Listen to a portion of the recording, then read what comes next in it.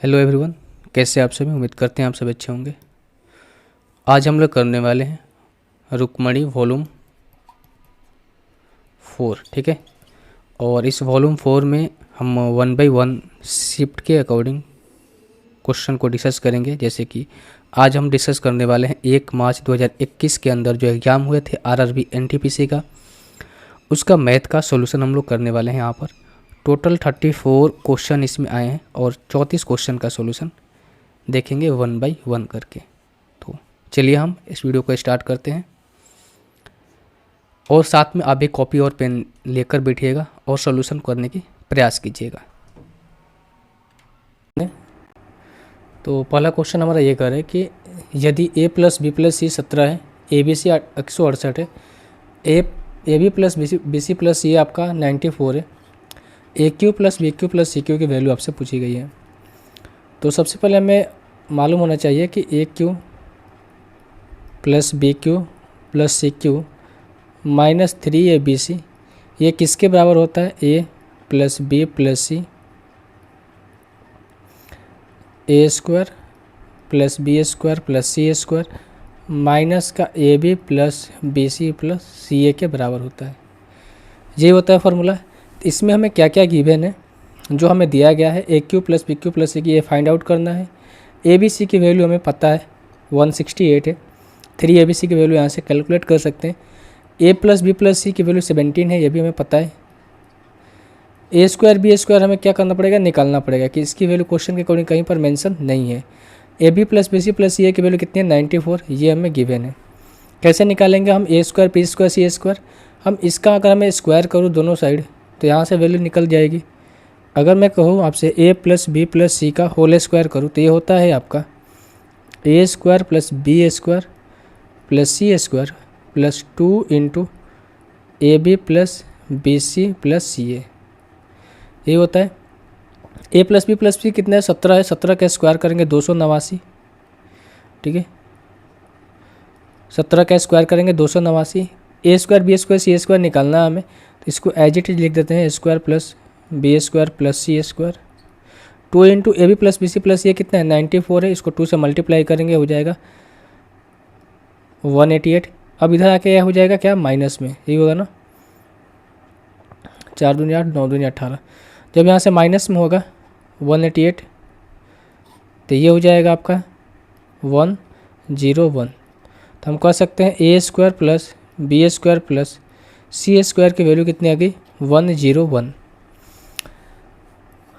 अब जो हमें कैलकुलेट करना है ये वैल्यू को पूरी के पूरी यहाँ पर रख देना है।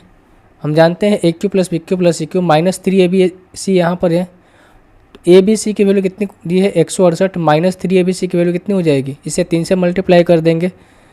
यानी करने का मतलब ये हुआ कि अगर मैं यहाँ से लिखूँ a Q plus B cube plus C cube minus का 3 इंटू 168, 18 का 24, 6 या 18, ठीक है। 6 या 18, 2 20, 3 और 2 5, ये किसके बराबर होगा भाई?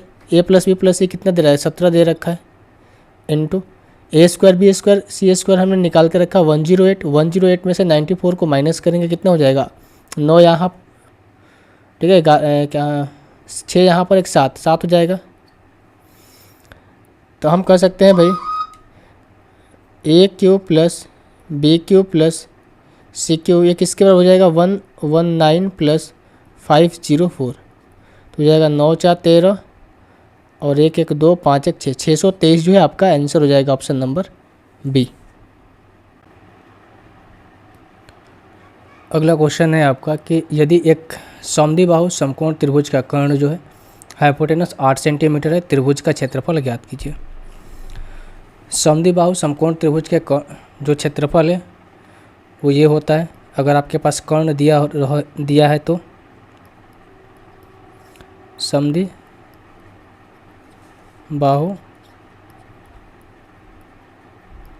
समकोण त्रिभुज का क्षेत्रफल, जब आपको कर्ण दिया रहे तो ये होता है कर्ण का स्क्वायर अपन में 4। कर्ण कितना आपका 8 सेंटीमीटर, इसका स्क्वायर करेंगे बटे में 4, 64 अपन में 4 यानी कि हो जाएगा 16 centimetre square. Option number A जो है आपका आंसर होगा। अगला क्वेश्चन है, प्रथम प्रकृत संख्याओं में से यादृच्छिक रूप से पूर्णांकों का चयन किया जाता है। दोनों पूर्णांकों का योग सम है, तो दोनों पूर्णांकों के विषम होने की प्रायिकता आपको ज्ञात करनी है। 11 इंटीजर्स दिए गए हैं, तो हम कह सकते हैं भाई कि अगर इनमें से मैं इवन देखूं तो हो जाएंगे 2, 4, 6, 8 और 10। अगर मैं यहाँ से और देखूं तो हो जाएगा 1, 3, 5, 7, 9, 11। अब पूछा क्या गया है कि हमें विषम होने की प्रायिकता क्या होनी, यानी कि P, ये कंडीशनल प्रोबेबिलिटी का है, ठीक है। P A अपॉन में B ये निकालना है, तो P A intersection B upon में P B। Probability of A when B is awkward, यानी कि B की वैल्यू हमें दे रखी है, A हमें निकालनी है। अब देखो A जो है कैसे निकलेगा, बहुत ऑड होना चाहिए, और B में क्या होना चाहिए, सम जो है इसका सम जो है होना चाहिए वो इवन होना चाहिए। सम क्या होना चाहिए, इवन होना चाहिए।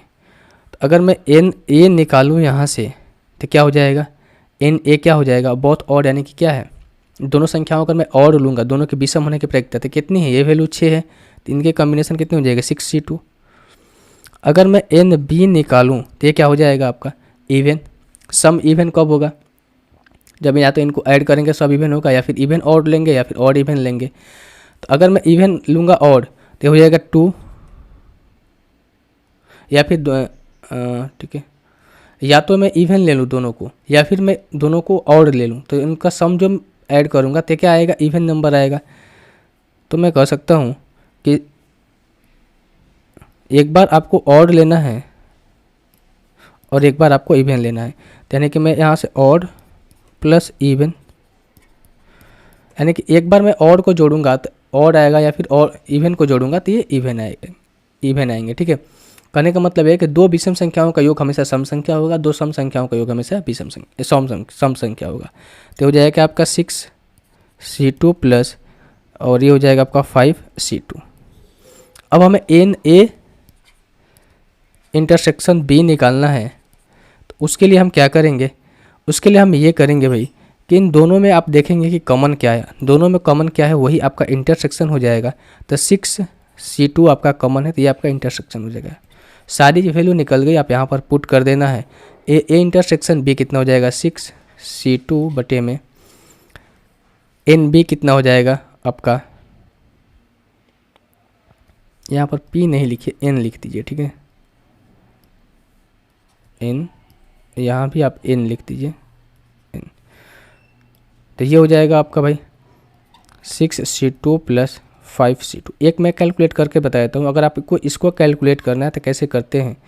ये होता है 6 फैक्टोरियल बटे में 6 फैक्टोरियल बटे में 2 फैक्टोरियल इंटू 6 फैक्टोरियल माइनस 2, ये होता है, ठीक है। तो अगर आप इसको कैलकुलेट करोगे तो 6 इंटू 5 इंटू 4 फैक्टोरियल बटे में ये हो जाएगा 2 फैक्टोरियल इंटू 6 माइनस 2 करे कितना हो जाएगा, 4 फैक्टोरियल। ये कट जाएगा आपका, 2 का फैक्टोरियल करोगे 2 इंटू 1, यानी ये कटेगा 3 बार में, तो हो जाएगा 15।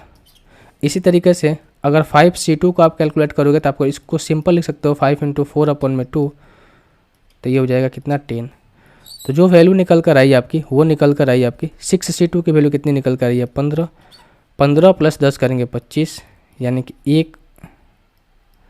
3/5, 3/5। तो जो प्रोबेबिलिटी निकल कर आई विषम होने की वो कितनी आई, 3/5, ऑप्शन नंबर डी। अगला क्वेश्चन है आपका सिंप्लीफिकेशन है, कैसे सॉल्व करेंगे इसको। तो ऊपर वाले को पहले सॉल्व करते हैं। 19 गुना 9 करेंगे कितना हो जाएगा आपका, 171, प्लस में हो जाएगा 310, प्लस में हो जाएगा आपका 11 दूनी 22 और 33 2 35 बटे में ये कितना हो जाएगा आपका, 25 दूनी का ये 50 हो जाएगा अगर हम करें, और 3 दूनी का 6 6 4, ये हो जाएगा आपका -50। अगर हम इसको ऐड करें ऊपर में हो जाएगा 3 5 और 1 6 6 और 7 7 6 13, 3 3 6 7 और 1 8 बटे में 6 हो जाएगा आपका, 1 हो जाएगा 4.5, 6 4 10, 5 और 1 6, 6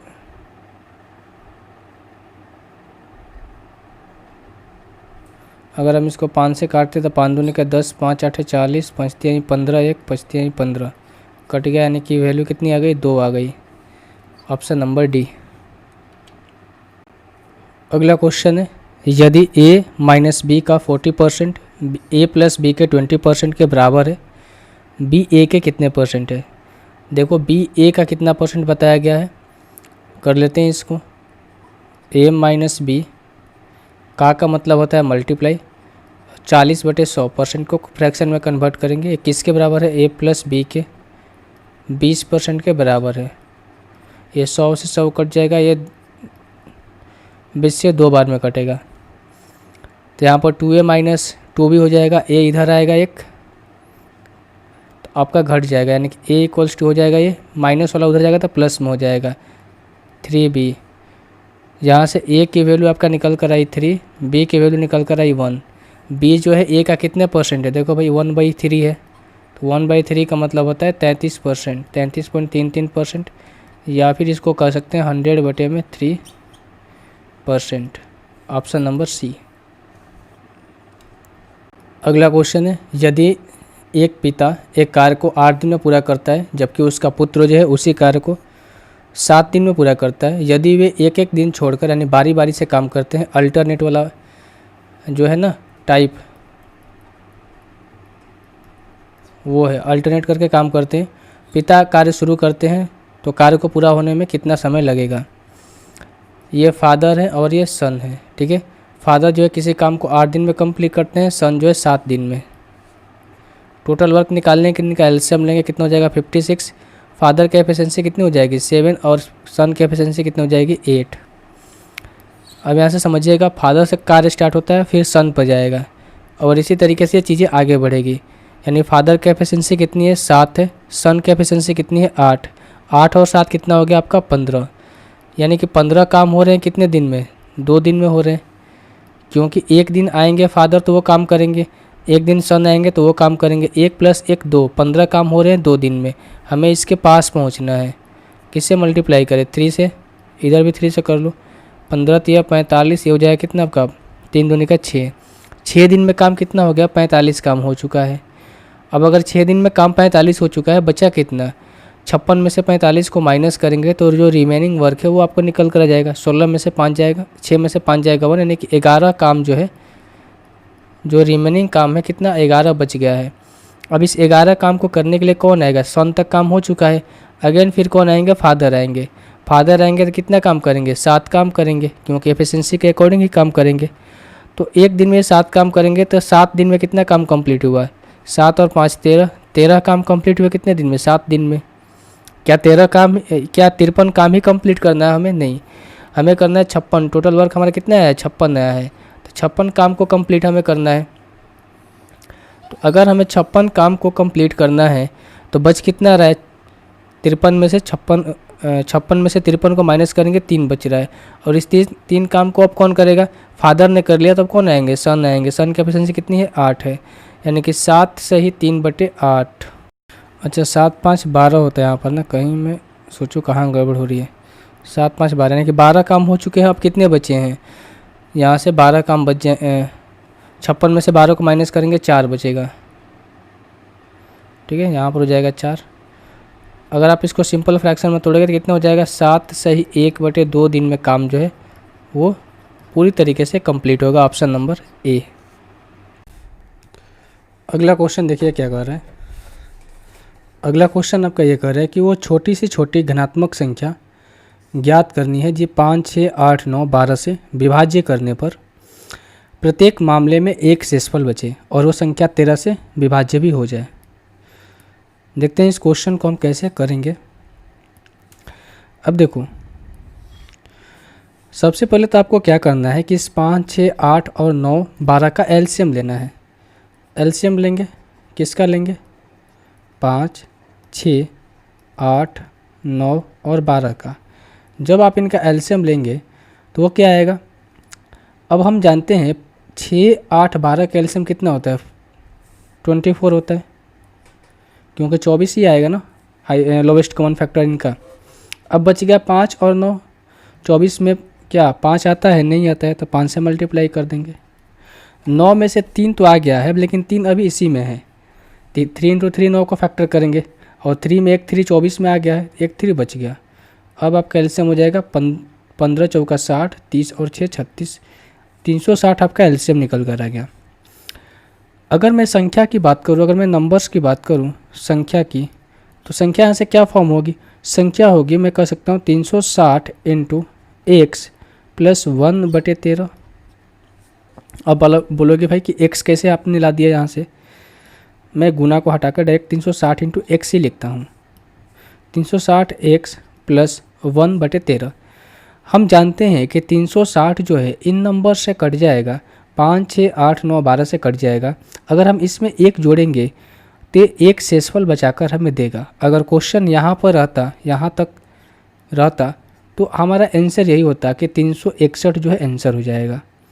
लेकिन क्वेश्चन में तो बोल के रखा है ना कि 13 से संख्या विभाज्य हो, क्या 361 13 से विभाज्य है, नहीं है।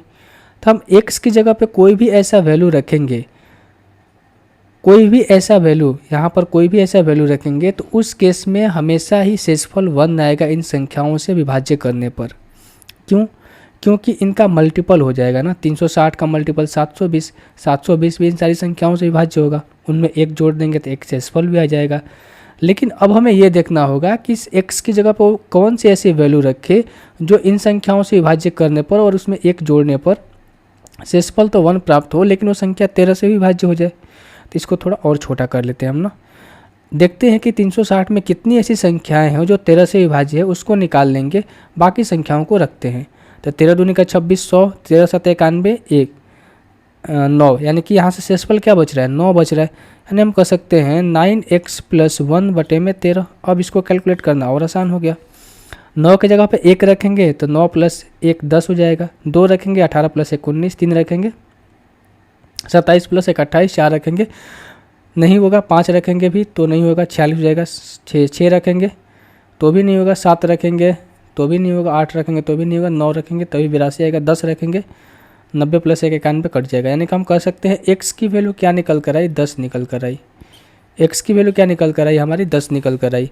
अब इस x की वैल्यू को जो हमने इक्वेशन लिख के रखा था यहाँ पर, इसमें क्या करेंगे, पुट कर देंगे।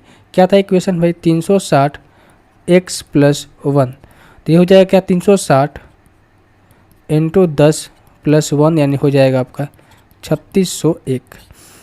तो 3601 को अगर आप 5, 6, 8, 9, 12 से विभाज्य करोगे तो प्रत्येक मामले में एक शेषफल बचेगा।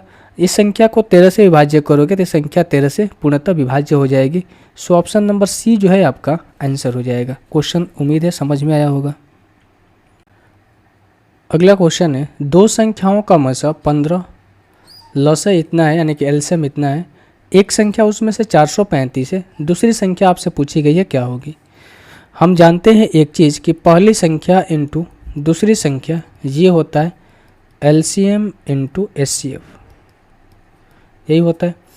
पहली संख्या हमें दे रखी है कितनी, 435, सेकेंड नंबर हमें निकालना है, एलसीएम दे रखा है कितना 6090, एचसीएफ दे रखा है 15। हम कह सकते हैं कि सेकेंड नंबर इक्वल्स टू हो जाएगा 6090 इंटू 15 अपॉन में 435। अब देखते हैं भाई कि क्या 435 से कट जाएगा, 10 बार में ले जाएंगे 43 50, और 20 बार में तो ये 8 में चल जाएगा, यानी कि 15 बार में जाना चाहिए, 15 से भी कम। 14 5 70, 14 3 42 और 7 49 और 14 5 70, ठीक है, 14 चौका 56 + 60, ठीक है, कट जाना चाहिए भाई, कट जाएगा। अगर मैं इसको काटूँ तो ये कटेगा 14 बार में, तो सेकंड नंबर हमारा निकल कर आ जाएगा 15 चौका 60 और 15 और 6 21, यानी कि 210। ऑप्शन नंबर सी।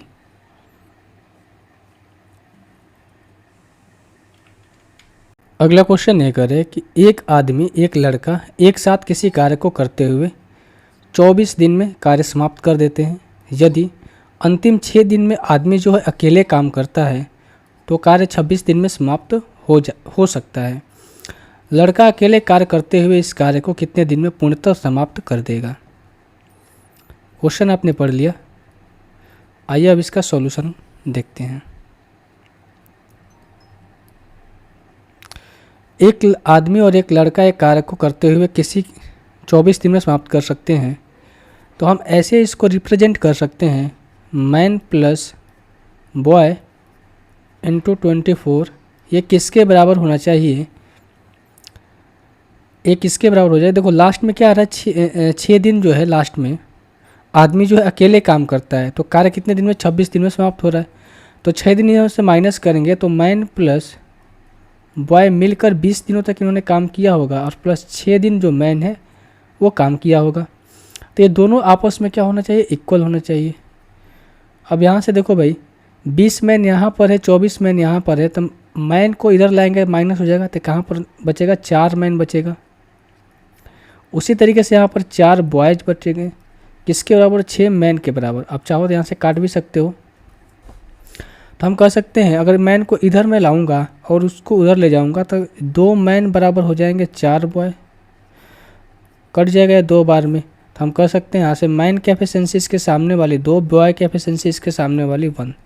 अब चाहे तो आप इस एफिशिएंसी को इसमें रखो, चाहे तो आप इसमें रखो, टोटल वर्क आपका सेम ही आएगा। दोनों ही केस में टोटल वर्क सेम ही आएगा।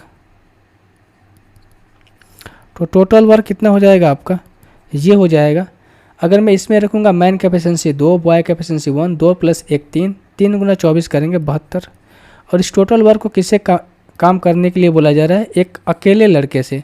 अकेले लड़के की एफिशिएंसी कितनी है, आप देखोगे यहाँ पर 1 है, तो हम कह सकते हैं 72/1 करेंगे तो बॉयज के द्वारा जो है काम किया गया 72/1, यानी कि 72 दिन के अंदर जो लड़का है काम कंप्लीट करेगा। Option number A. आई समझ में। अगले क्वेश्चन की ओर बढ़ते हैं।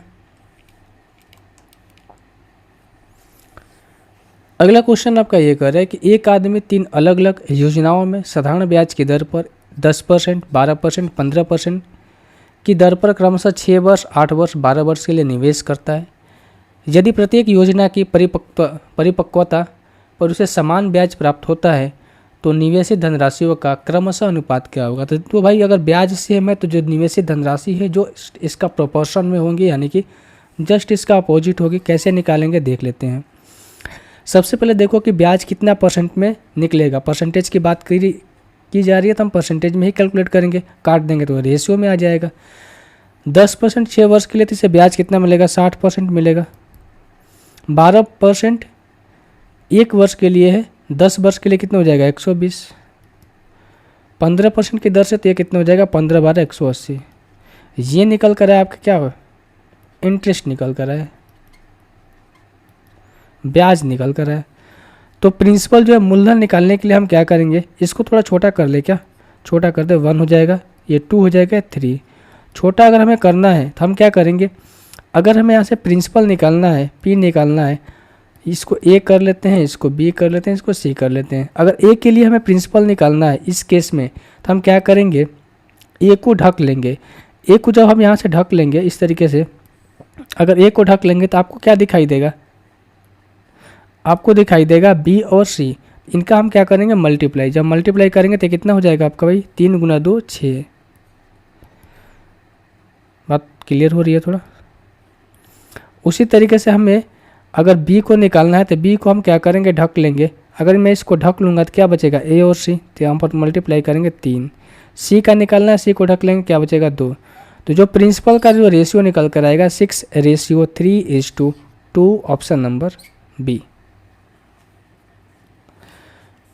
अगले क्वेश्चन की ओर मूव करते हैं। अगला क्वेश्चन ये कर रहा है, ध्यान दीजिएगा। अनीशा ने एक टीवी सेट इसके आरंभिक विक्रय मूल्य के 4/5 मूल्य पर खरीदा और इसे आरंभिक विक्रय मूल्य के 4% अधिक मूल्य पर बेच दिया। अनीशा को कितने प्रतिशत का लाभ हुआ। हम मान लेते हैं कि इस अनीशा ने का जो ओरिजिनल विक्रमूल था 5 था, लेकिन उसने बेचा कितना, 4 पर बेचा। तो हम कह सकते हैं कि अगर 500 उसका ओरिजिनल एसपी है, बेच कितने पर है, 400 पे।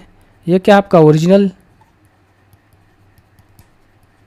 और ये क्या है जो अभी में बेच रही है, ठीक है, नाउ प्रेजेंट। अब देखो भाई, अगर वो 500 उसका ओरिजिनल क्या था, मैं यहाँ पर लिखता हूँ सेलिंग प्राइस, यहाँ पर मैं लिखता हूँ सेलिंग प्राइस, ठीक है।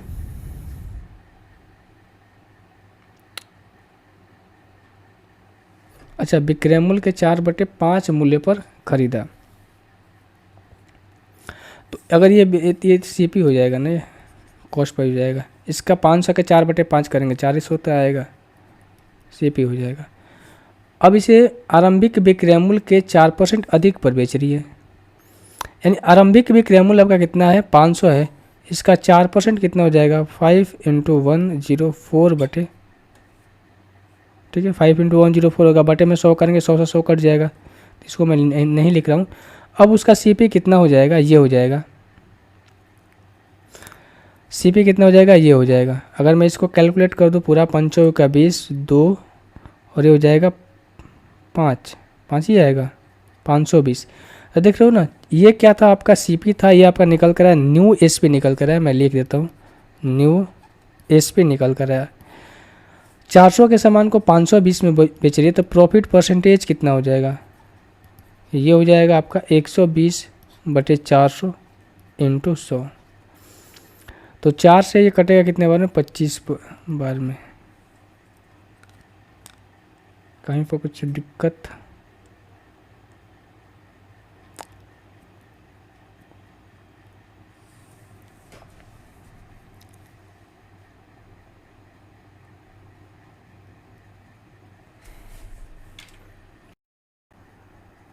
अनीशा ने एक टीवी सेट इसके आरंभिक विक्रयमूल्य के 4/5 मूल्य पर खरीदे और इसे विक्रयमूल्य से 4% अधिक मूल्य पर बेच दिया। अनीशा को इसमें कितने प्रतिशत का लाभ हुआ। अब देखो क्वेश्चन को समझो, क्वेश्चन में ये कह रहा है कि विक्रयमूल्य के 4/5 मूल्य पर उसने खरीदा है। अगर मैं इस 5 को एसपी मानूँ तो क्या सीपी 4 हो जाएगा हमारा, क्या सीपी 4 हो जाएगा, बिल्कुल हो जाएगा। तो हम कह सकते हैं हम अपने सहूलियत के लिए 500 इसको कर लेते हैं, 400 इसको कर लेते हैं, रेशियो लेंगे, बराबर हो जाएंगे।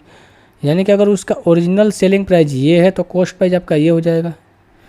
ये क्या आपका original selling price, original SP है। अब इस 500 पे ना बेचकर 4% अधिक मूल्य पर बेच रही है, यानी कि 500 का 104% हम निकाल लेंगे, कितना हो जाएगा, 5 × 104, 5 × 104, देन ये हो जाएगा आपका 5 का 20, 2 और ये 5, यानी 400 के सामान को 500 में 20 में बेच रही है, यानी कि प्रॉफिट परसेंटेज कितना हो रहा है, प्रॉफिट कितना हो रहा है, 120 का प्रॉफिट हो रहा है, किस पर, 400 पे × 100। तो ये हो जाएगा कितना आपका, 4 × 3 12, यानी कि 30%। तो 30% का क्या हो रहा है भाई, उससे प्रॉफिट हो रहा है, ऑप्शन नंबर ए। अगला देखिए, बोला गया कि cos 19 × cot 71 cos square 21 degree plus 1 में tan 71 × sec स्क्वायर 69 की वैल्यू आपसे पूछी गई है। तो कैसे करेंगे, स्टेप वाइज इसको करते हैं, ठीक है, ताकि चीज़ें आपको समझ में भी आ जाए। सारे स्टेप मैं करूँगा, बाकी छोटा करना बड़ा करना ये आपके हाथ में, टोटली मैं यहाँ से बता रहा हूँ। देखो इसको मैं इसमें मल्टीप्लाई करूँगा तो इसको मैं लिख सकता हूँ कि cot 19 डिग्री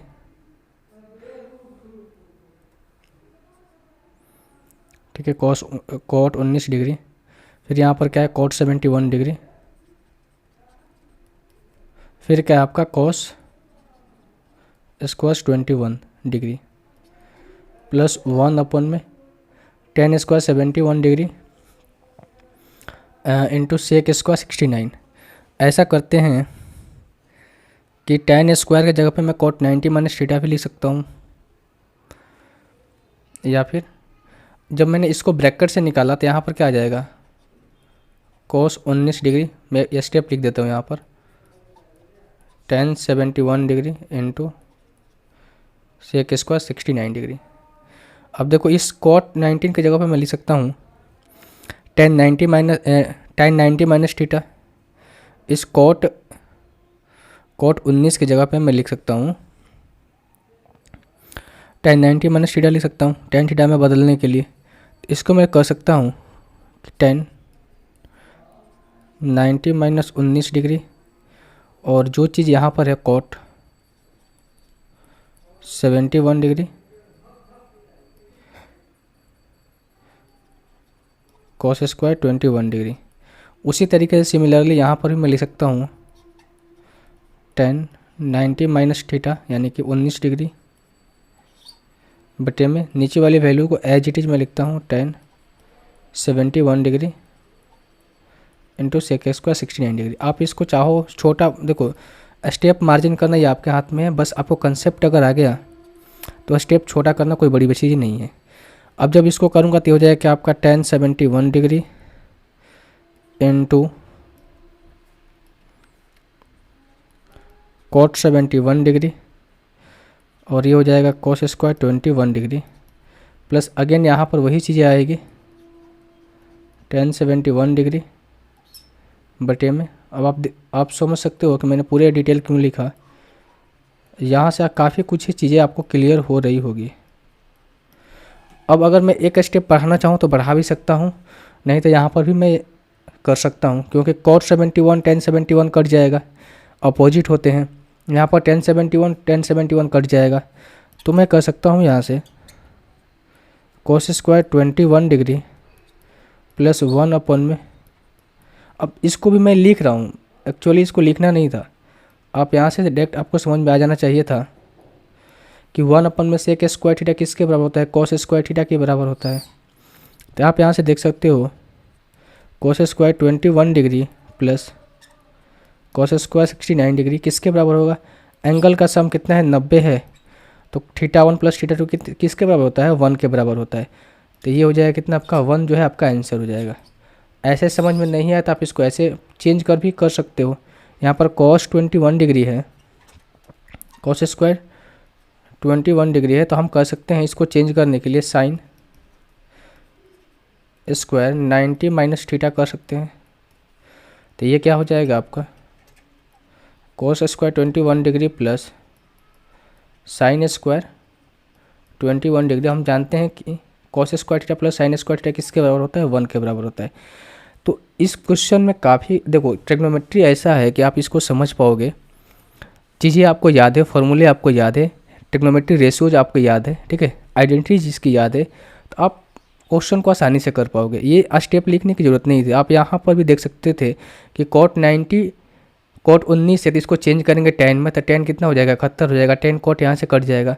अब यही cot यहाँ पर जाएगा, इसको चेंज करेंगे तो tan से 71 ये कट जाएगा, cos स्क्वायर 21 ये हो जाएगा सेक स्क्वायर 69। अब सेक स्क्वायर को चेंज करेंगे cos में, तो ऊपर आ जाएगा cos square theta plus sec square theta किसके बराबर होगा cos square theta plus cos square theta. Angle का सम अगर देख लेते हैं 21 है 69 है, एंगल का सम 90 है, वैल्यू 1 आ जाएगी। मैंने स्टेप इसलिए लिखा ताकि आप समझ पाओ कि क्वेश्चन कैसे किया जाता है। बाकी इसको करना चाहो तो आप पेन फ्री भी कर सकते हो, कोई बड़ी चीज़ नहीं है। अगला क्वेश्चन ये कह रहा है कि 0 से 52 के बीच में सभी विषम संख्याओं का योग ज्ञात करें। तो हम कह सकते हैं सबसे पहले नंबर्स कितने होंगे, टोटल नंबर्स कितने होंगे। तो आप बोलोगे भाई हर एक के बाद सम संख्या है, हर एक के बाद विषम संख्या है, तो 0 से 52 के बीच में टोटल नंबर्स होंगे, इसके आधे यानी कि कितने हो जाएगा 26 नंबर्स होंगे। संख्याएं कितनी होगी 26 होगी। हम जानते हैं कि n विषम संख्याओं का first sum of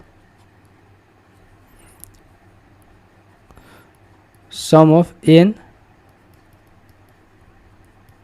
first odd number है ना,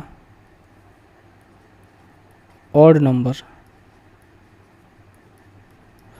ये होता है आपका n का स्क्वायर। n का वैल्यू कितना है 26, 26 का स्क्वायर करेंगे ये हो जाएगा 676। Option number C. अगला क्वेश्चन ये कर रहा है एक वस्तु को दो व्यक्तियों द्वारा क्रमागत तौर पर बेचे जाने पर प्राप्त कुल लाभ मूल्य के 38% के बराबर है। यदि पहले व्यक्ति को इसे बेचने में 15% का प्रॉफिट हुआ तो दूसरे व्यक्ति को होने वाला प्रतिशत लाभ आपसे पूछा गया है। क्वेश्चन कुछ इस तरीके से है कि हम कह सकते हैं कि वस्तु को दो व्यक्तियों द्वारा क्रमागत तौर पर बेचे जाने पर प्राप्त कुल लाभ मूल्य के 38% के बराबर है। यानी कि अगर मैं बात करूं प्राइस की, प्राइस को अगर मैं 100 मानूं तो हम कह सकते हैं तो प्रॉफिट कितना होगा, इस पर 38% प्रॉफिट होगा, क्योंकि मूल्य के 38% के बराबर क्या है आपका प्रॉफिट है। तो हम कह सकते हैं यहाँ से प्रॉफिट कितना होगा, 38 होगा। यानी कहने का मतलब ये हुआ कि 100 के सामान को 38 रुपये लाभ पर हम 138 में बेचेंगे। ये आपका SP आ गया, ये आपका क्या है CP है। लेकिन बोला क्या है कि यदि पहले व्यक्ति को इसे बेचने पर 15% का प्रॉफिट हुआ है तो पहला व्यक्ति तो यहीं पर आया होगा, 100 के सामान के 115 में बेचेगा, नहीं कितना का प्रॉफिट होगा, 15 का प्रॉफिट होगा,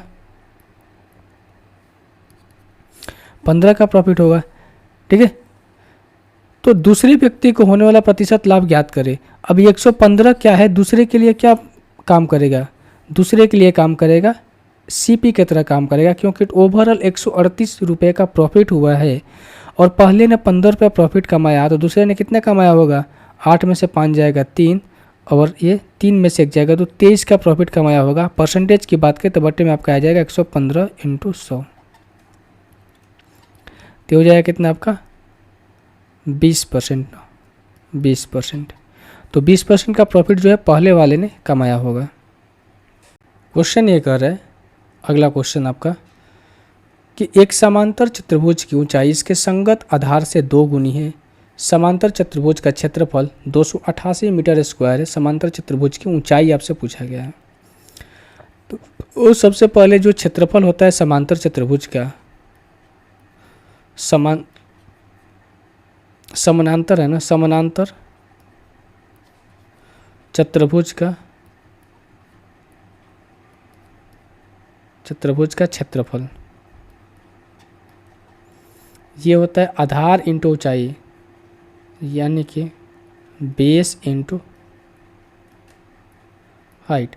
अब बोला गया कि इसके संगत आधार इसकी ऊंचाई की आधी है। मैं ये बोलूँ कि ऊंचाई जो है इसके संगत आधार के 2 गुनी है।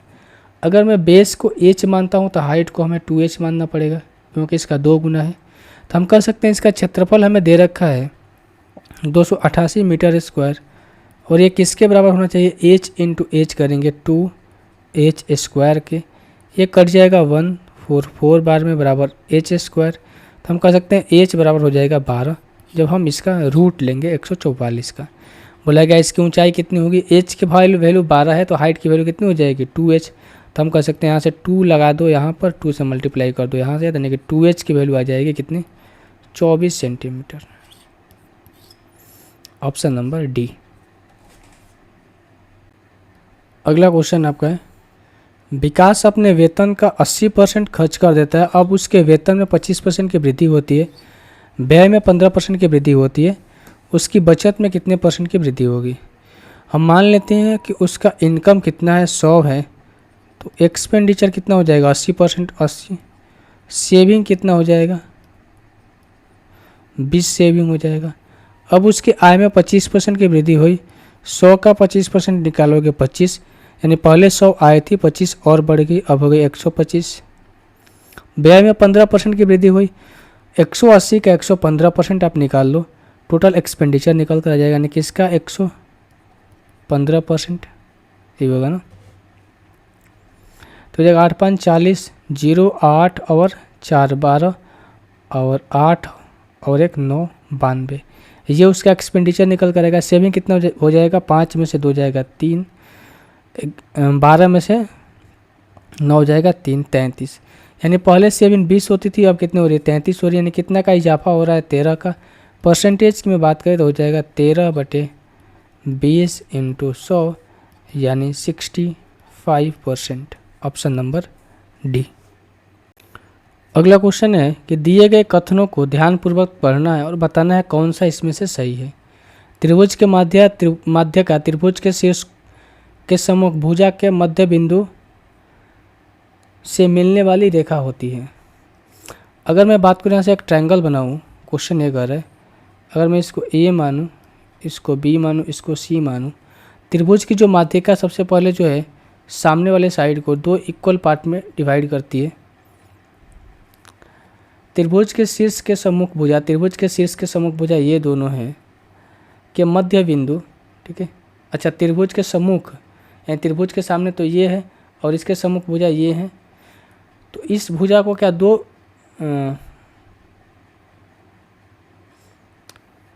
भुजा का मध्य बिंदु से मिलाने, ठीक है, मध्य बिंदु से मिलाने वाली रेखा तो यह है। क्योंकि त्रिभुज की जो मीडियन है त्रिभुज के दो इक्वल पार्ट में डिवाइड कर रही है, तो हम कह सकते हैं पहला स्टेटमेंट सही है। त्रिभुज में केंद्रक माध्यिका को 2:1 में विभाजित करते हैं, ये भी सही है, यानी कि 1/2 दोनों सही है। ऑप्शन नंबर सी जो है आपका आंसर होगा। दो संख्याओं का अनुपात 9:11 है। इनमें से प्रत्येक संख्या में से 4 घटाया जाता है, इनका अनुपात 4:9 हो जाता है। इन संख्याओं का योग आपसे पूछा गया है। सबसे पहले जो नंबर्स हैं वो क्या है आपका 9:11। अब इनमें से प्रत्येक में से 4 घटाया जाता है तो रेशियो बदल के आ जाता है। अब जो नाउ, पहले तो नंबर्स ये थे ओल्ड, अब क्या बदल के आ गए 7:9। क्यों? क्योंकि प्रत्येक में से 4 घटाया गया। अगर प्रत्येक में से 4 घटाया गया तो क्या डिफरेंस सेम नहीं होना चाहिए? बिल्कुल होना चाहिए भाई। यहाँ पर डिफरेंस 2 का है, यहाँ भी डिफरेंस 2 का, यानी कि डिफरेंस सेम है, तो हम कह सकते हैं भाई 9 से 11 होने में कितना लग रहा है, 2 का कमी आ रही है, यानी 2 की वैल्यू क्वेश्चन के अकॉर्डिंग कितनी है 4 है, 1 की वैल्यू आ जाएगी कितनी 2। अब पूछा गया इन संख्याओं का योग कितना होगा, 11 + 9 कितना होता है 20, 20 × 2 करेंगे कितना हो जाएगा 40, तो इनका योग कितना हो जाएगा 40, ऑप्शन नंबर बी। अगला क्वेश्चन आपका है, आइए इसको देखते हैं। अगला क्वेश्चन ये कर रहे हैं कि यदि ए कुछ करेक्टर दे रखे हैं, ए बी = हमें दे रखा है a माइनस का b + 1/√ab, उसके बाद √a/b, जहाँ पर 0.9 और 0.1 की वैल्यू बतानी है। अब देखो इस तरीके का जो सिंबल है यहाँ पर भी दे रखा है, यानी कि इससे हमें ये पता लग रहा है कि ए की वैल्यू इन्होंने दे रखी है 0.9 और बी की वैल्यू दे रखी है 0.1। अब इसी वैल्यू को यहाँ पर पुट करेंगे, यानी कि 0.9 माइनस का 0.1 प्लस में 1/√अंडर 0.9 × 0.1 प्लस √0.9/0.1। अगर मैं इसको घटाऊं तो हो जाएगा क्या आपका 0.8 प्लस में, देखो यहाँ पर 10 है, यहाँ पर भी 10 है, 100 हो जाएगा, 100 में से 10 बाहर निकल जाएगा और ये ऊपर चला जाएगा, यानी कि 10/3 प्लस यहाँ पर क्या हो जाएगा 3। अगर मैं एलसीएम लूँगा, इसको हटा देता हूँ तो बट्टे में आ जाएगा 10, 30 हो जाएगा, यानी कि हो जाएगा 24 प्लस में 100 प्लस में हो जाएगा 90, यानी कितना हो जाएगा 9 × 4 = 13 और 9 × 2 = 11, एक मिनट 4 हो जाएगा, ये 9 × 2 = 11 और 2 214/30। तो जब आप इसको सॉल्व करोगे कितना आएगा 214/30, ऑप्शन नंबर डी। क्वेश्चन ये है कि वो बड़ी से बड़ी संख्या ज्ञात कीजिए से 22, 70, 37, 39 और 66, 77 से भाग लगाने पर प्रत्येक मामले में समान शेषफल बचता हो। एचसीएफ लेना होता है इस क्वेश्चन को। अब एचसीएफ कैसे लेते हैं ये आपके ऊपर है। मैं जो करूँगा मैं डिफरेंस को लेकर करूँगा, ठीक है। अगर मैं इन दोनों का डिफरेंस लेता हूँ तो ये हो जाएगा कितना आपका 9, ये हो जाएगा 6, ये हो जाएगा आपका 4 और ये हो जाएगा 1।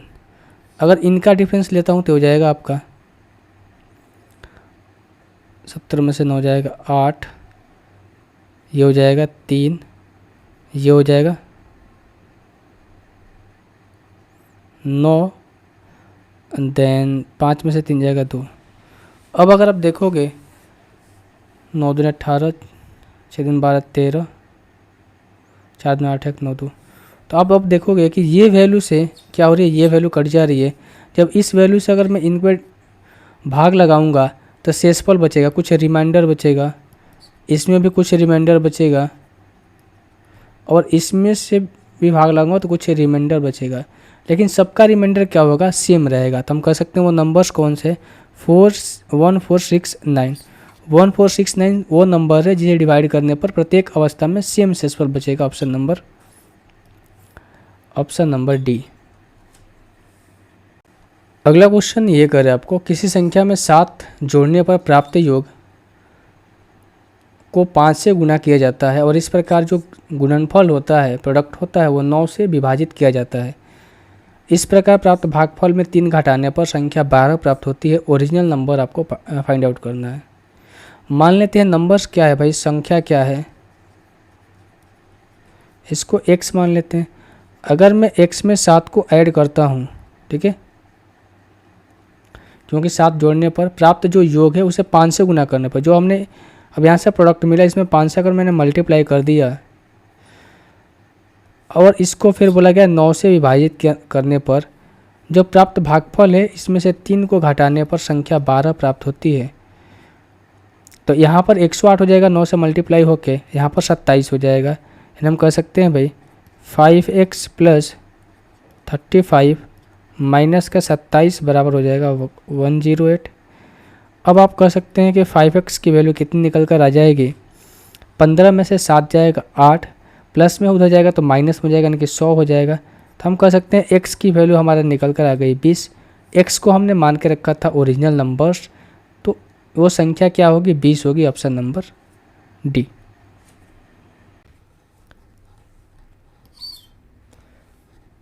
अगला क्वेश्चन आपका ये कर है कि एक त्रिभुज के ABC माप जो समांतर श्रेणी में है, M जो है BC पर स्थित एक बिंदु है जो कि M BC का एक लंब है, BM बटे AB आपसे पूछा गया है।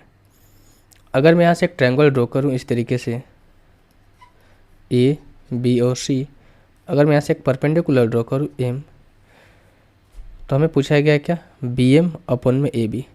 परपेंडिकुलर है तो भाई ये 90 हो जाएगा। अब ये एंगल 45 और 60 के भी हो सकते हैं, ये तो हमें फाइंड आउट करना पड़ेगा। अगर मैं cos 60 की बात, cos 60 करें, cos थीटा इक्वल्स टू क्या होता है, बेस अपॉन में हाइपोटेनस, ये चीज़ आपको पता है। अगर ट्रायंगल का सम कितना होता है, किसी भी ट्रायंगल का सम क्या होता है, 180 डिग्री, यानी कि A + B + C का सम आ जाएगा 180 डिग्री। इक्वेशन 1 हो गया। अब अगर ये समांतर श्रेणी में पैरेलल सीरीज में है तो हम इसको ऐसे भी लिख सकते हैं ना, B माइनस का A इक्वल्स टू ये हो जाएगा कितना आपका C माइनस का B। तो यहाँ से हम कर सकते हैं भाई कि B को मैं इधर लाऊंगा तो 2B equals to A plus का C। अब ये इक्वेशन आपका 2 आ गया। पहला और दूसरा को सॉल्व करते हैं, सोल्व 1 और 2, तो हमें क्या प्राप्त होगा, A + C का स्थान पर मैं 2B लिख दूंगा तो हो जाएगा 3B इक्वल्स टू 180 डिग्री, यानी कि B इक्वल्स टू कितना आ गया, 60 डिग्री। अगर B 60 डिग्री है तो हम कह सकते हैं A कितना आ जाएगा, 30 डिग्री। अब हम निकाल सकते हैं भाई क्या, BM बटे AB, ये कितना आ जाएगा आपका, BM कितना हो जाएगा आपका, BM हो जाएगा 30 डिग्री और AB कितना हो जाएगा 60, यानी कि 1/2। 1/2 जो है आपका आंसर होगा ऑप्शन नंबर ए। अगला क्वेश्चन है, ध्यान से देखिएगा। 5 + 2√3 अपॉन में 2 - √3 बराबर x + y √3। x और y की वैल्यू आपसे पूछी गई है। सबसे पहले इसको हम क्या करते हैं, रेशनलाइज कर लेते हैं। कंपोनेंटर डिविडेंडो भी आप लगा सकते हैं। बटे में क्या है, 2 - का √3। अगर मैं इसको करूँगा तो हो जाएगा 2 + √3 अपॉन में 2 + √3। नीचे में क्या है, a + b जो होता है a² माइनस का b²। तो नीचे में तो वैल्यू क्या हो जाएगी, 4 - का 3 1 हो जाएगा, तो नीचे से कोई मतलब है नहीं। अब आप इसको मल्टीप्लाई करो तो 5 दूनी का 10 प्लस में 5√3, देन ये हो जाएगा 4√3 प्लस में कितना हो जाएगा, 3 और 3 6, ठीक है। तो हो जाएगा 10 और 6 16, 16 + 9√3, 16 प्लस 9√3 ये किसके बराबर है, x plus Y root three का। x की जगह पर हम क्या रख सकते हैं, कंपेयर करेंगे तो आ जाएगा कितना आपका 16, यानी हम कह सकते हैं कि x बराबर आ गया आपका 16 और y के साथ कंपेयर करेंगे तो आ जाएगा आपका 9√3 और √3 से √3 तो आपका कट ही जाएगा, ठीक है। तो y को कंपेयर करेंगे कितना आ जाएगा आपका 9, तो x की वैल्यू 16 आना चाहिए, y की वैल्यू 9 आनी चाहिए। ऑप्शन नंबर सी जो है आपका सेटिस्फाई हो रहा है। अगला क्वेश्चन आपका ये करें, एक अंतर्राष्ट्रीय व्यापार सम्मेलन में कंपनी का प्रतिनिधित्व करने वाले 3 सदस्यीय प्रतिनिधि मंडल में शामिल किए जाने के लिए कंपनी ने 5 विक्रेताओं ए बी सी डी और ई के नामों पर विचार किया। उनमें से एक को चुने जाने के लिए प्रोबेबिलिटी क्या है। अब देखो 5 कंपनी हैं जिनमें से 3 को एक साथ चुनना है, तो कॉम्बिनेशन कितने फॉर्म हो सकते हैं सबसे पहले वो देखते हैं। तो हो जाएगा 5C3, ये हो जाएगा 5 फैक्टोरियल अपन में 3 factorial into 5 factorial minus 2 factorial. जब आप इसको सॉल्व करोगे 5 इंटू 4 इंटू 3 फैक्टोरियल अपन में 3 फैक्टोरियल इंटू 2 फैक्टोरियल, ये कट जाएगा, 2 से कटेगा 2 बार में। तो 10 तरीके से ऐसे पॉसिबल कॉम्बिनेशन है जिसको फॉलो किया जा सकता है। अब बोला गया उनमें से ए को चुनने के लिए क्या प्रोबेबिलिटी है भाई, तो ए को चुनने के लिए क्या क्या प्रोबेबिलिटी आपको दिख सकती है।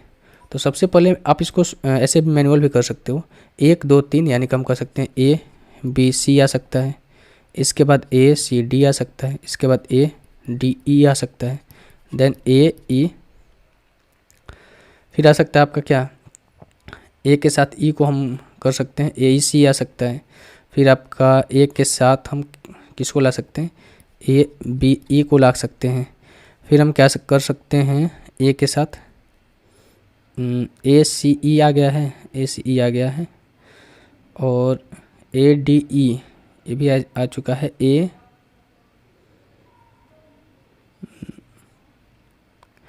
बी ई आ गया है, ठीक है। और कुछ बन रहा है क्या,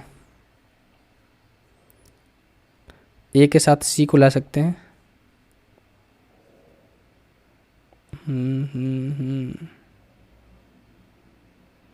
ए बी सी बन गया, ए बी डी भी एक बन सकता है ना, ए बी डी बन सकता है। अब तो कुछ नहीं दिख रहा है हमें बनने के लिए। तो टोटल 6 पॉसिबिलिटी है ना कि हम इस तरीके से इसको चुन सकते हैं, ठीक है। टोटल 6 तरीके से हम इसको चुन सकते हैं ए को लाने के लिए। तो अगर मैं प्रोबेबिलिटी निकालूँ, टोटल नंबर्स कितने हैं, 10 है, इवेंट्स कितनी है, 10 है, ऑकर होने की संभावना कितनी है, 6 है, तो हम कह सकते हैं 6/10 यानी कि हो जाएगा 3/5। ऑप्शन नंबर बी जो है इस क्वेश्चन का आंसर हो जाएगा। क्वेश्चन ये कह रहा है, अगला क्वेश्चन आपका, एक खंभे को 3 भागों में विभाजित किया जाता है जिसका पहला भाग उस खंभे के 1/4 के बराबर है, दूसरा पहले के 4/8 के बराबर है और तीसरा भाग 10 मीटर है। उस खंभे की लंबाई ज्ञात कीजिए। तो सबसे पहले आपको तो ये देखना है, इस क्वेश्चन को आप क्या कर सकते हो भाई, ऑप्शन के थ्रू भी कर सकते हो और ऐसे भी कर सकते हो। अगर हम मान के चले कि 4 मीटर लंबा एक खंभा है, 4 मीटर एक लंबा खंभा है, तो खंभे के 3 भागों में विभाजित किया गया है। वह एक पार्ट आपका ये हो गया, ठीक है, दूसरा पार्ट ये, तीसरा पार्ट ये हो गया। यानी कि जिसका पहला भाग उस पूरे खंभे के 1/4 के बराबर है, यानी कि अगर पूरे खंभा ही 4 का है तो इसका 1/4 करेंगे तो 4 हो जाएगा। यानी कि पहला भाग जो है कितना हो जाएगा, 1 मीटर का हो जाएगा। दूसरा भाग पहले भाग के 4/8 के बराबर है, पहला भाग तो 1 है, इसका 4/8 करेंगे तो हम कह सकते हैं कि जो दूसरा भाग होगा आपका, जो दूसरा भाग होगा ये आपका 1/2 के बराबर होगा। उसी तरीके से जो तीसरा भाग होगा आपका, बोला गया तीसरा भाग 10 सेंटीमीटर यानी कि 10 मीटर है। अगर मैं ऑप्शन नंबर यहाँ से 1 उठाता हूँ 18 सेंटीमीटर, तो देखो भाई 18 सेंटीमीटर क्या 1/4 से डिवाइड होगा, नहीं होगा, क्योंकि पूरे की लंबाई हमें करनी है ना। 1/4 से कौन डिवाइड होगा, 16 डिवाइड होगा, 20 डिवाइड होगा, ये नहीं होगा। तो 2 ऑप्शन आप यहाँ से काट सकते हो। अगर मैं पहले ऑप्शन को उठाता हूँ यहाँ से, ठीक है, अगर मैं पहले ऑप्शन को यहाँ से उठाता हूँ तो पहला ऑप्शन में क्या है, एक वैल्यू 16 है, ठीक है। तो जो पहला भाग है इसका 1/4 के बराबर है, तो 16 का 1/4 करोगे कितना हो जाएगा आपका, 4 हो जाएगा। मैं यहाँ पर लिखता हूँ, पहला भाग कितना हो जाएगा, 4 हो जाएगा। अब 16 में से 4 घटा कितना बचा, 12 बचा। दूसरा भाग पहले भाग के 4/8, 4 का 4/8 करेंगे कितना हो जाएगा, 2 हो जाएगा। ये ना 4 के 4/8। और तीसरा भाग आपका 10 है, तो हम कह सकते हैं क्या सेटिस्फाई हो रहा है, 16 सेंटीमीटर तो आ रहा है। तो यही आपका आंसर हो जाएगा, बाकी सी नंबर नहीं होगा। अगला क्वेश्चन है, एक त्रिभुज ABC जिसका कोण C पर समकोण है, कोण A = B दे रखा है, साइन AB cos AB की वैल्यू आपसे पूछी गई है। अगर C पर समकोण है तो हम कह सकते हैं ये A हो गया, ये B हो गया। C पर समकोण है, अगर ये C पर समकोण है और A और B आपस में इक्वल है तो एंगल भी इक्वल होंगे। ये 45 हम कर सकते हैं, ये भी 45 कर सकते हैं। अब वैल्यू पुट कर दे, ज़्यादा आसान रहेगा। साइन 45 क्या होता है, 1/√2 इंटू ये हो जाएगा 1/√2 प्लस 1/√2 इंटू 1/√2। जब आप इसको ऐड करोगे कितना हो जाएगा, ये हो जाएगा 1 प्लस 1 कितना हो जाएगा, 2 बटे में यहाँ पर 2, यहाँ पर वो 2, ठीक है, यहाँ पर 2 और यहाँ पर 2, तो एलसीएम कितना हो जाएगा, 2 ही आ जाएगा। 2/2 करोगे कितना हो जाएगा, 1। तो 1 जो है इस क्वेश्चन का आंसर होगा। अगला क्वेश्चन ये कर रहा है कि एक भिन्न के अंश को 2 कम करने पर यदि हम अंश में से 2 घटाते हैं और हर में जो 2 है वो जोड़ते हैं तो नया भिन्न 1/3 प्राप्त होता है। तो मूल्य भिन्न आपसे पूछा गया क्या है। एक भिन्न के अंश और उसके हर में 2 कम किया जाता है। आप ऑप्शन के थ्रू जा सकते हैं ना, डायरेक्ट आप ऑप्शन के थ्रू जा सकते हैं, चाहे तो आप x मान के बना भी सकते हैं। पर मैं ऑप्शन नंबर 1 ही देखूँ तो सबसे पहले मैं डिफरेंस देखना है 2, यानी अंश और हर में डिफरेंस 2 आ रहा है, 2 नहीं आ रहा है, 2 आ रहा है, इसमें 2 नहीं आ रहा है।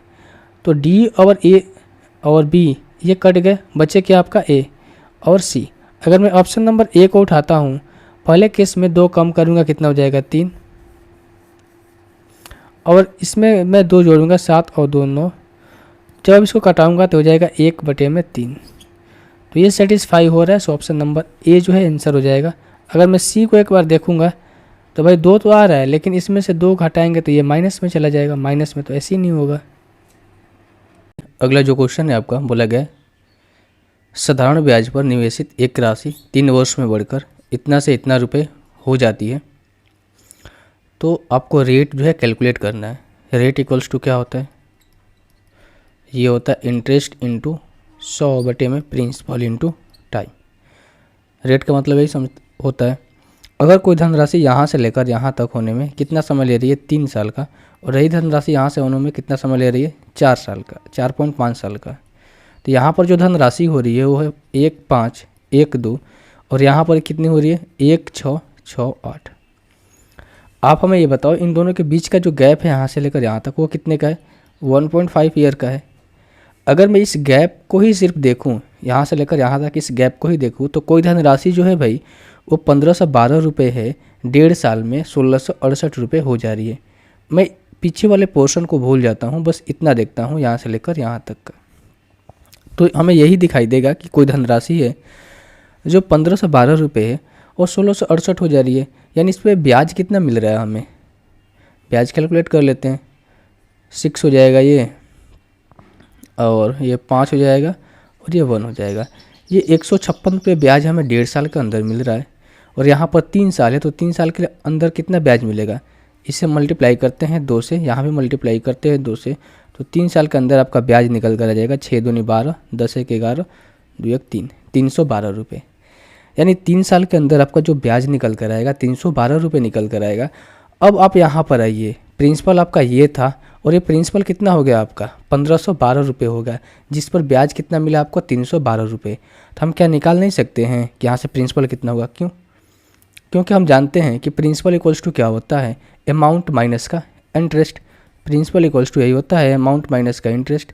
अमाउंट आपका कितना है 1,512 रुपये, और इंटरेस्ट कितना निकल कर आया 3 साल का 312 रुपये, घटाएंगे तो प्रिंसिपल निकल कर आ जाएगा आपका, ये हो जाएगा कितना 1,200 रुपये। अब रेट आप निकाल लो भाई, आर इक्वल्स टू इंटरेस्ट कितना है 312 है इंटू 100, प्रिंसिपल कितना निकल कर आया 1,200, और समय कितना है 3 साल। 2 जीरो से आपका 2 जीरो कट जाएगा, 3 से कटेगा 104 बार में, फिर 4 से कटेगा 26, यानी कि हो जाएगा 26/3%। Option number A. अगले क्वेश्चन को मूव करते हैं। अगला हमारा क्वेश्चन है a equals to B square upon में b माइनस का है ए क्यू प्लस बी क्यू की वैल्यू आपसे पूछी गई है।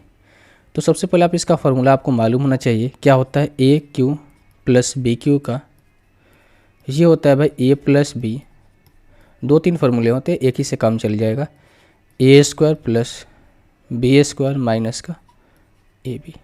अब आप इसको अगर मैं तोड़ दूँ तो मैं इसके क्या लिख सकता हूँ, अगर मैं क्रॉस मल्टीप्लाई करूँ, ठीक है, इसका इसके साथ, इसका इसके साथ, इसके बटे में 1 है, तो मैं कह सकता हूँ जी B square equals to A B minus का ए स्क्वायर। अब इस ए स्क्वायर को मैं इधर लाऊं और ए बी को भी मैं इधर लाऊं तो कुछ कह सकता हूँ इसको, ये माइनस में प्लस में आ जाएगा, a square plus B square minus का ए बी, और ये किसके बराबर हो जाएगा, 0 के बराबर हो जाएगा। तो अब देखो भाई यहाँ पर a square plus B square minus a b 0 के बराबर है, तो हम यहाँ पर 0 पुट कर देंगे तो ए क्यू प्लस बी क्यू की वैल्यू कितनी आ जाएगी, 0, क्योंकि 0 के वैल्यू में कुछ भी मल्टीप्लाई करेंगे क्या आएगा, 0 ही आएगा। Option number A. अगला क्वेश्चन देखिए। अगला क्वेश्चन ये कह रहा है कि एक रेलगाड़ी 40 किलोमीटर प्रति घंटा की चाल से चलना शुरू करती है। इसकी चाल हर 1 घंटे में 20 किलोमीटर बढ़ जाती है, तो 470 किलोमीटर की दूरी तय करने में इसे कितना समय लगेगा। तो इसको तो सीधे सीधे भी कर सकते हैं आसानी से। 1 घंटे में 40 चल रही है, दूसरे घंटे में 20 बढ़ के 60 हो जाएगा, तीसरे घंटे में ये 80 हो जाएगा, इसी तरह से 120, और ये हो जाएगा कितना आपका 140। एक बार ऐड करके देख ले, 6 और 4 10 100, ये हो जाएगा 200 और 140। तो जब हम इसको सभी को ऐड करेंगे तो कितना हो जाएगा आपका 200 300 400, यानी 440 किलोमीटर इन्होंने गाड़ी को चला लिया। अब और हमें 30 किलोमीटर चलाना है, उसके लिए क्या करें भाई, क्योंकि 5 घंटे तो हो गए हमारा, ये ऑप्शन नहीं हो सकता है, ठीक है, बाकी 3 ऑप्शन हमें रह गए हैं। और 30 किलोमीटर जाना है, तो अगर ये 1 घंटे में 1 आवर्स में आप बताओ 40 किलोमीटर जा रहा है, तो 30 मिनट में कितना जाएगा, यानी हाफ आवर में कितना जाएगा, 20 किलोमीटर। उसी तरीके से यहाँ पर देखो 1 घंटे में 20 किलोमीटर जा रहा है, तो 30 मिनट में कितना जाएगा, 10 किलोमीटर। 20 और 10 30, यानी कि प्लस 30 और ऐड हो जाएगा, तो 470 जो है आपका आंसर हो जाएगा। हालांकि 470 तो दे ही रखा है, 470 किलोमीटर जाना है, कितना हुए 5 घंटे 30 मिनट, यानी कि 5 घंटे 30 मिनट में जो वो डिस्टेंस से कवर कर पाएगा। Option number B. तो इसको सीधे सीधे कर सकते थे, कोई बड़ा इशू नहीं था। ज़्यादा बड़ा डेटा रहता तो फिर यहाँ से हम कुछ सोचते हैं। अगला क्वेश्चन आपका ये बोल रहा है कि एक आपके पास DI का क्वेश्चन है, एक बार ग्राफ दिया गया है 17 से 18 5 अलग अलग दुकानों द्वारा की गई कालीन की बिक्री है, हज़ारों की संख्या में दर्शाता है। बोला गया 2018 में सभी दुकानों की औसत बिक्री की संख्या, एवरेज आपको निकालना है, औसत निकालना है। तो आप क्या करोगे, 2018 ये वाला है जो डार्क वाला है, 2018 है। आप चाहो तो सबको जोड़कर 5 से डिवाइड कर सकते हो, या फिर आप किसी एक नंबर्स को यहाँ से उठा सकते हो। फॉर एग्जांपल मैंने क्या उठाया भाई, यहाँ से 75 को उठाया। मैंने मान लिया कि 75 जो है हमारा एवरेज है, पूरी संख्याओं का 75 एवरेज है। और ये 75 एवरेज कब होता है, जब सारी संख्याएं 75 होगी। ये भी 75 होता है, ये भी 75 होता है, ये भी 75 होता है, ये भी होता है, ये भी होता है, तभी तो 75 एवरेज निकल कर आता है। लेकिन यह 75 से देखो भाई कितना ज़्यादा है, तो आप बोलोगे 15 ज़्यादा है, ये कितना ज़्यादा है 10 ज़्यादा है, ये कितना ज़्यादा है 5 ज़्यादा है, ये तो कम है -5 है, और ये क्या है 0 में। ठीक है, अब हमने कंपेयर किया 75 से, तो देखा कि भाई ये माइनस का 5 ज़्यादा है, प्लस का 5 ज़्यादा है, ये 10 का है, ये 15 का है। तो प्लस वाले एक साथ ऐड कर लेंगे, 15 और 10 कितना होता है, 15 और 5 कितना होता है 20 और 10 30, 30 - 5 करेंगे कितना हो जाएगा 25। ठीक है, तो प्लस में तो 25 हमने कर दिया। और 25 जो ज़्यादा हो रहा है कितनी संख्याओं पर हो रहा है, 1 2 3 4 5, यानी 5 सालों के अंदर हो रहा है 25 ज़्यादा। बटे में 25 से डिवाइड कर दो तो हो जाएगा 75 + 5, यानी कि हो जाएगा कितना आपका 80। तो 80 जो है आपका क्या आ जाएगा, एवरेज निकल कर आ जाएगा। Option number D.